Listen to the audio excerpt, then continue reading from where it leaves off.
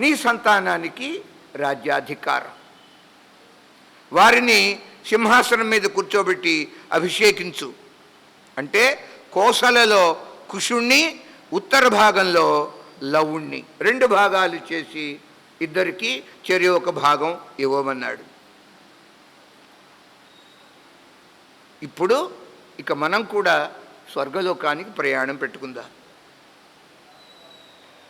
ప్రజలంతా భయపడ్డారండి ఈ మాటలు వింటుంటే. వశిష్ఠుల వారన్నారు, రామా నాయనా, నేల మీద పడిపోయారు ప్రజలంతా, స్పృహ తప్పిపోయారు. ఒకసారి వాళ్ళని చూడు, వారి మీద దయ చూపించు రామ. లేవనెత్తి సత్కరించమన్నారు.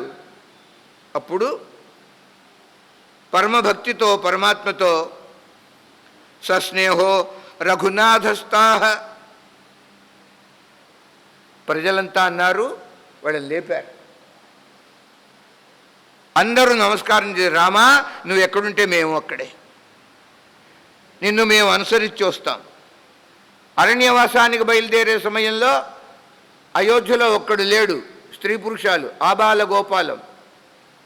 లలితలో ఆబాల గోప విదిత సర్వానుల్లంఘ్య శాసన ఆబాల గోపం అంతా పరమాత్మతో బయలుదేరి విడిపోయారు.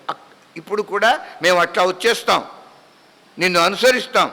రామా మమ్మల్ని విడిగా పరాయిగా చూడమాక అని అనేటప్పటికీ భగవంతుడండి ఒక నిర్ణయానికి వచ్చారు.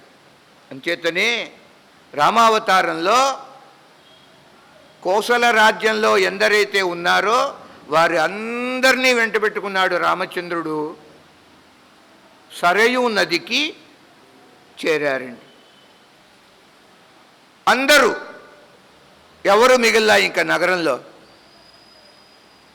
వారందరినీ సరయూ నదిలో ముంచాడు పరమాత్మ. ఆ తర్వాత తాను మునిగాడు. అందరూ సాకేత లోకానికి వెళ్ళిపోయారు. ఇది కృష్ణావతారానికి రామావతారానికి ఉన్నటువంటి భేదం గమనించాలి. ఎంత తేడా చూడండి. తాను చివరి కాలంలో బ్రతికిన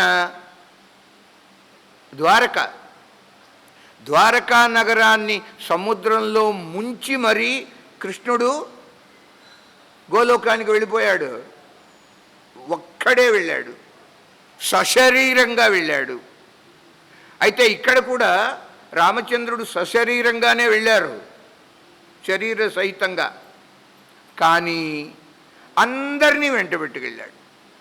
కట్టకట్టుకుని అంటారే ఆ విధంగా వారందరికీ పరమాత్మ స్వర్గాన్ని, వైకుంఠాన్ని చూపించారండి. అయోధ్య ప్రజలందరూ క్షత్రియ, వైశ్య, శూద్ర, ఇతరులు అందరూ స్నానం చేశారు. పవిత్రులై శుభ శబ్దములు, శుభ శబ్దాలు అంటే రామచంద్ర భగవానికి జై అన్నట్ల ఈ జయ జయధ్వానాలు మారు మ్రోగుతుండగా సుగ్రీవాది ప్రముఖులు కూడా వచ్చారటండి. ఆ సందర్భంలో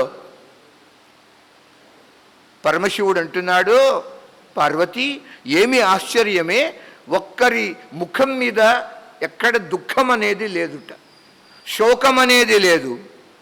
అంతా కూడా దీనుడు అనేవాడు ఒక్కడు లేడు. ఎవరికి ప్రాపంచికమైన సుఖం మీద ఆసక్తి లేకుండా పోయిందే.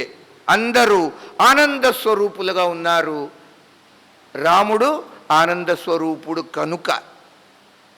ఇంకా అదే భృత్యవర్గం వచ్చారు, దాసానుదాసులు, అన్ని ప్రాణులు, స్థావర జంగమాలు. చూడండి, దృశ్యంగా ఉన్నవి అదృశ్యంగా ఉన్నవి కూడా రామచంద్రమూర్తిని అనుసరిస్తున్నాయి. అందరికీ విరక్తి. జీవితంలో విరక్తి లేకపోతే పరమాత్మ యందు అనురక్తి కలగదండి. ఇది సిద్ధాంత వాక్యం. ప్రపంచం మీద నాకు రక్తి ఉండాలి, పరమాత్మ యందు రక్తి అంటే అది కుదిరే పని కాదు. చూడండి, ఒక చేయి ఉంది, ఈ చేతికి సరిపడా ఒక బత్తాయి పండో యాపిల్ పండో నా చేతిలో ఉంది. ఆ పండు ఈ చేతిలో ఉండగా మరొక పండు నేను పుచ్చుకోగలనా? ప్రాక్టికల్గా చెప్పండి, ఎవరైనా అలా పుచ్చుకోగలరా?